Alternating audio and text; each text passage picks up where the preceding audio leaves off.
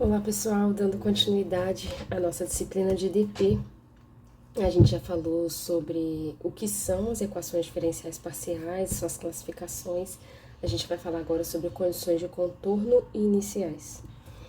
Então, como diz aqui o texto, nas EDPs, quando a gente impõe condições sobre o valor da solução e das suas derivadas no bordo da região, a gente tem o que a gente chama de problemas de valores de contorno. Então, o que acontece? Se a gente está descrevendo um problema físico e a gente impõe o que está acontecendo, por exemplo, no instante t igual a zero, né? Como que estão as extremidades de uma corda, ou quando a gente está descrevendo, né, como que é a distribuição de calor numa placa de metal. Se a gente fala, né, a temperatura, por exemplo, dessa placa de metal no bordo, ou qualquer outro problema físico, né? Se a gente dá a descrição desse problema no bordo ou no instante inicial, ou ainda se a gente fala, são vários problemas, né? Eu vou tentando dar exemplo de acordo com para diferentes equações e diferentes condições de contorno, mas enfim, um problema de EDP também é você pega um tambor, né? Você tem a vibração da membrana, da membrana do tambor, e o ajuste dessa membrana, como eu já até comentei em outras aulas para vocês, ela vai dar aí uma vibração diferente de acordo com se você apertar mais ou menos. Nesse caso, né, esse aperto aí da membrana, né, o tanto que você está puxando ela, pode ser descrito como a derivada no sentido do vetor normal ao bordo. Então, esse também vai dar para a gente uma condição especial de contorno, que eu vou falar para vocês aqui logo em seguida.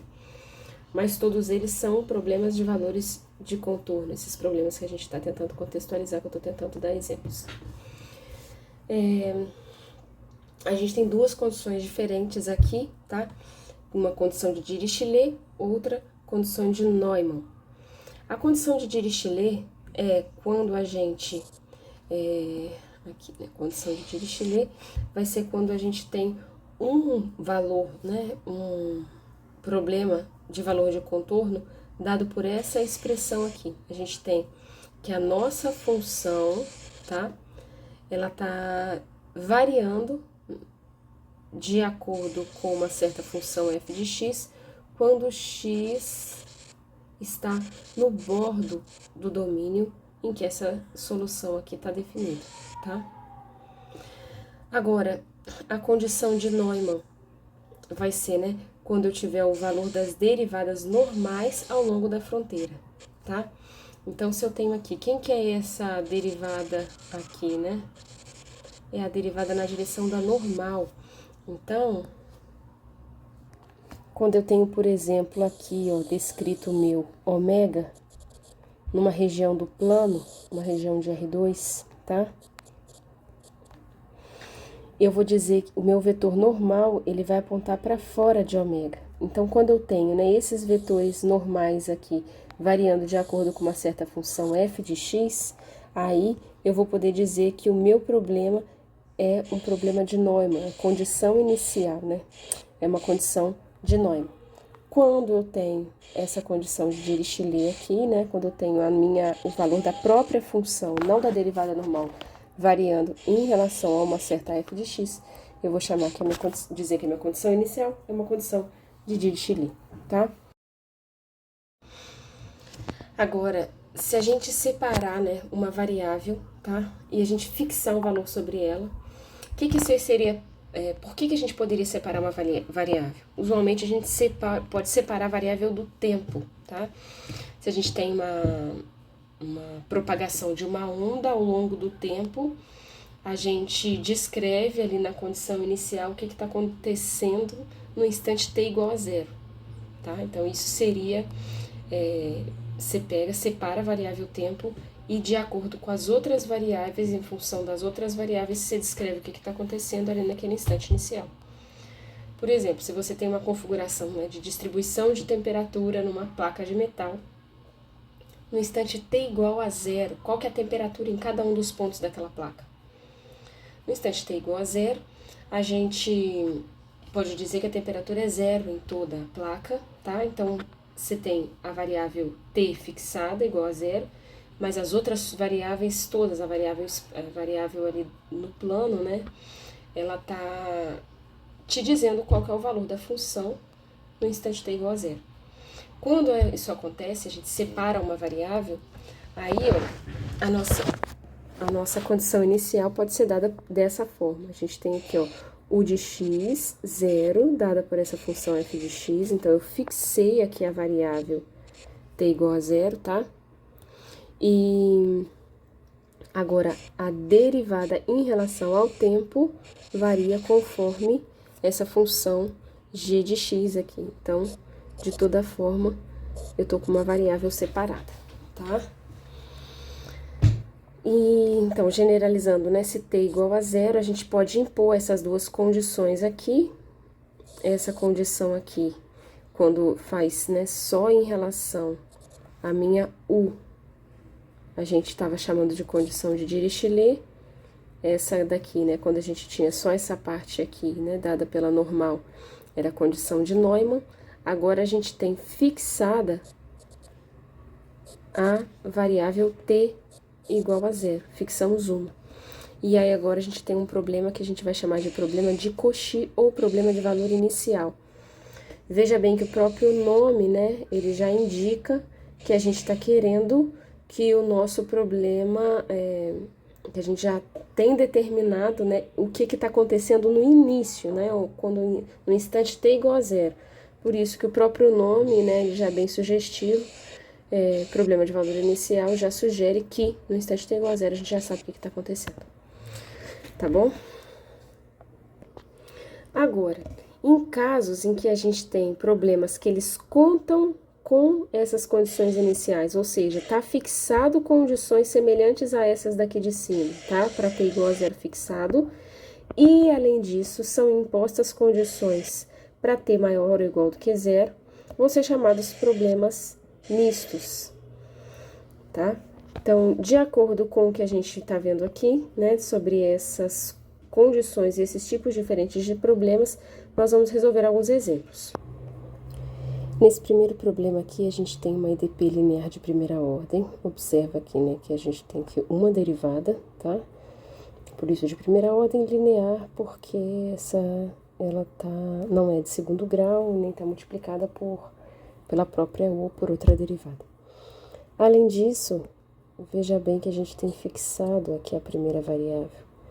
As nossas variáveis nossa função, ela tá tomando valores em R2. Aqui a primeira variável está fixada no ponto zero, né? A gente pode falar t igual a zero, né? E aqui essa função u de 0y está variando de acordo com essa f de y aqui com y em r. Então, esse problema aqui ele vai ser um problema de Cauchy. Por quê? Porque a gente separou uma variável, fixou ela e fez a outra variável variar, tá? A outra variável modificar. Então, nesse caso, a gente tem aqui um problema de Cauchy. Agora, algumas peculiaridades que a gente vai ver mais, né, com o avançar da disciplina, é que quando a gente deriva essa função aqui em relação, né, à segunda variável, em relação a y, ela tem que dar zero, tá? Por causa dessa condição aqui de cima. Para ela dar zero, né, e essa função ela já é uma função de y, ela precisa ser uma função constante, tá? Se ela não for função constante, esse problema não vai ter solução. Agora, se ela for uma função constante, esse problema aqui pode ter infinitas soluções, tá? A gente vai ver essas questões mais para frente, tá? Agora, o nosso segundo exemplo, a gente vai considerar aqui ômega como sendo um aberto de R3. Então, a gente tem aqui um aberto limitado no espaço, tá? E como ele é aberto, né, ele vai ser o interior de um sólido ômega barra. Esse ômega barra é o fecho de ômega, é o ômega mais a fronteira dele. E a gente vai denotar, né, por x maiúsculo esses 3 pontos aqui de R3, esse ponto do R3, tá? Essas com as 3 coordenadas x, y, z, pra gente diminuir a nossa notação. E por aqui o laplaciano em R3, tá? Agora, veja bem, o nosso problema, ele tá pegando variáveis em ômega cartesiano zero mais infinito. Então, ele tá variando em relação às variáveis no espaço, né? E ele tá variando aqui em relação ao tempo. Nessa primeira condição, a gente tem aqui uma condição para o espaço, né? Para todas as variáveis, ela U de xt é igual a zero. E essas condições aqui são condições de contorno para t maior ou igual do que zero. Já nesse segundo caso aqui, a gente tem fixado um valor para t. Essa condição aqui já é uma condição inicial em todo o nosso conjunto, tá? Em todo o sólido, para todos os pontos variando nesse sólido. Nesse caso em que a gente tem essas duas condições, a gente vai dizer que o nosso problema é um problema misto, porque ele tanto tem fixado uma condição inicial para x variando em todo o espaço, né, todo o sólido onde ele estiver definido, e a gente tem essa condição aqui na fronteira. Então, ela é considerada um problema misto. Agora, observa o seguinte, tá? Aqui a gente tem para t maior ou igual do que zero, tá? Um detalhe. O que acontece isso? A primeira condição é dada na fronteira, né? E a segunda condição ela é dada em todo sólido, inclusive na fronteira. Aqui é para t maior ou igual do que zero e aqui é para t igual a zero, tá? Então, a gente tem uma questão em que ela está definida duas vezes aqui, que a gente vai chamar essa questão de condição de compatibilidade, tá? O que significa isso? Para nossa... para haver possibilidade de ter uma solução, a gente precisa que essa f aqui satisfaça essa condição de compatibilidade, ou seja, quando t for igual a zero, tá? Na fronteira, a minha f de x, ela precisa valer quanto? Precisa valer zero para o de x zero ser nula na fronteira, tá bom? Então, veja bem, eu já tenho aqui em cima uma condição que me pede que na fronteira, para qualquer t maior ou igual do que zero, inclusive para t igual a zero, então eu posso, em particular, escrever t igual a zero aqui. Então, para x, né, para todos esses valores de x variando na fronteira, isso aqui precisa ser zero. Então, né, quando esse cara aqui estiver na fronteira, eu preciso que essa f de x aqui seja igual a zero. Então, qual que é a condição de compatibilidade? A condição de compatibilidade que a minha f deve satisfazer é f de x igual a zero, sempre que o x precisa ser quando ele está no sólido todo? Não, só quando ele está onde? Na fronteira aqui, tá? Quando esse x estiver na fronteira de ômega. Agora eu posso deixar apagadinho aqui, porque eu só fiz o caso particular para evidenciar essa questão essa condição de compatibilidade. Em muitos casos, essa condição ela vai aparecer nos problemas mistos, porque são dados duas condições e elas acabam, assim, se chocando, né, em um certo ponto da fronteira no instante t igual a zero, tá? Na fronteira, no instante t igual a zero. Então, para que haja solução, essa condição precisa ser satisfeita. Nesse terceiro exemplo, a gente tem um problema para a equação da onda no intervalo finito. Observa onde que aparece essa questão do intervalo finito aqui. A gente tem aqui, olha, de 0 a L é um intervalo, esse 0, né, a L é um intervalo real, né, em R. E aqui a gente tem de 0 mais infinito, vai ser onde o nosso tempo vai variar, ok? Então, aqui, essa primeira condição, ela dá o que pra gente? Ela fixa os extremos, olha só, se a gente tá variando em R de 0 a L, né? Então, o que está acontecendo? Eu estou tendo aqui, nessa primeira informação aqui, ele está me dando condições de contorno, tá? Para ter maior ou igual do que zero. Ou seja, o que está acontecendo aqui nos extremos do intervalo quando o t está variando de zero a mais infinito? Eles não estão variando de acordo com uma função, não, eles estão iguais a zero. Ou seja, como se eu tivesse, né, uma corda, né, fixa nas extremidades, e aqui no meio eu vou ter minha corda oscilando, tá bom? Agora que eu tenho essa segunda condição, que eu separei a variável t, fixei ela igual a zero, coloquei o meu x variando aqui em todo o intervalo de acordo com a função f de x. E já aqui na terceira, né, condição, eu tô falando qual que é a derivada em relação ao tempo, quando eu fixei t e tô variando o x ao longo do intervalo. Então, eu vou ter nesse caso um problema misto, que eu tenho essas condições iniciais e essas condições de contorno.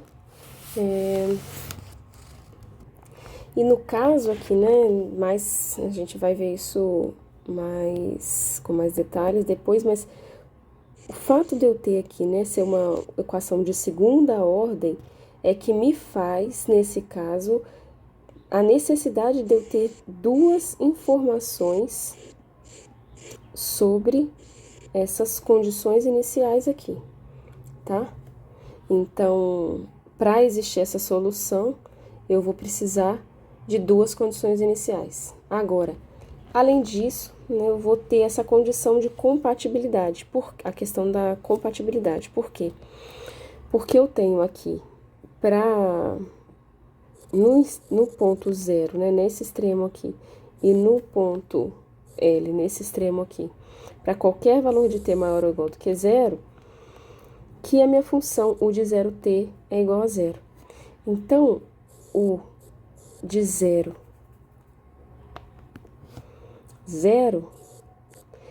vai ter que ser quanto, né? Quando t aqui for igual a zero, o que vai ter que acontecer, né? É nesses dois casos aqui embaixo. Ele também vai precisar de ser zero, como está definido aqui na primeira condição, nessa condição de contorno. Então, esse fato aqui, ele vai implicar que minha f de 0, tá? Vai precisar ser igual a zero. Ou seja, quando meu x for zero aqui, a f de 0 vai ter que ser zero. E, além disso, tá? Quando eu tiver aqui o u de L 0, tá? Para ter igual a zero, também pelo lado de cá, eu vou ter que o u de L, que é L, o de L 0 vai ter que ser quanto? Vai ter que ser zero também, tá? Quando t for igual a zero, quando t é zero, pela primeira condição de contorno, quando t for zero aqui, isso aqui vai ter que valer zero. Por causa disso, eu vou ter que, nesse caso aqui, a minha f de L, ela vai ter que ser igual a zero. Essa daqui é a condição de compatibilidade, tá? Um problema como esse aqui, ele pode descrever, por exemplo, uma corda de violino, tá? Então, a gente vai ter que essa f de x aí, ela vai estar descrevendo qual que vai ser a posição dessa corda vibrando, e a u de t, né, a primeira derivada em função do tempo, vai descrever a velocidade inicial da corda no instante t igual a zero. Então, ela está presa nos extremos, uma corda elástica, ela está vibrando de acordo com o tempo e está variando a posição dela de acordo com a função f de x e a velocidade dela em relação à função g de x, tá? Isso daí são, na verdade, a posição inicial e a velocidade inicial da corda, tá bom? Esse quarto exemplo agora, a gente tem uma região de R2, onde está definida a nossa função u. A equação aqui, né, dessa função está sendo laplaciano de u igual a zero na região ômega, e a gente tem aqui uma condição que está dando para a gente o valor da u quando ela está, esse tracinho, né, restrito à fronteira desse ômega. E a gente tem especificado aqui essa condição de contorno. Então, a gente tem os valores da u na fronteira do conjunto no qual a gente está trabalhando. Quando isso acontece, a gente não tem dúvida que é um problema de Dirichlet. Nós temos aqui mais uma vez a equação de Laplace, tá? Laplaciano de u igual a zero nessa região ômega. E no caso agora, o que mudou aqui foi essa condição aqui, que ela também é uma condição de contorno, só que essa condição de contorno, ela é dada pelo valor da derivada normal, tá? Da derivada da normal, na direção do vetor normal do bordo. Então, nesse caso, a gente tem um problema de Neumann, tá? Então, quando a gente tem definido os valores, né, como eu já mostrei para vocês, a gente tem uma certa região, a gente tem aqui os vetores normais nessa região, tá? E a gente tem aqui definido essa condição, tá? O valor, né, da derivada da nossa função u na direção dos vetores normais do bordo, dado por essa função f. Quando a gente tem uma condição desse tipo, a gente diz que o nosso problema é um problema de Neumann. Observa aqui que nesse problema anterior, o que aconteceu? A gente tinha somente os valores da própria função u. Isso que era um problema de Dirichlet, como a gente mostrou, definiu lá em cima. E esse daqui é um problema de contorno para essa equação de Laplace, mas ele está dando os valores dos vetores normais no bordo da região que a gente está definindo. Para terminar, eu só vou ressaltar, né, o que vai ser importante para a gente trabalhar daqui por diante, quando a gente tiver problemas de equações diferenciais parciais. A gente vai estar trabalhando com 3 questões principais. Primeira questão, a gente vai procurar se a equação que a gente está trabalhando tem solução. Então, a gente vai primeiro trabalhar com a existência de solução. Outra questão importante é a questão da unicidade da solução. E outra questão importante é a dependência dessa solução com as condições iniciais que a gente tem. Então, é basicamente isso que a gente vai trabalhar em relação às EDPs que vão aparecer daqui para frente. Então, até mais, pessoal. A gente vai continuar depois esses nossos próximos assuntos, aprofundando um pouco mais em equações diferenciais parciais de primeira ordem. Fiquem com Deus, tudo de bom para vocês.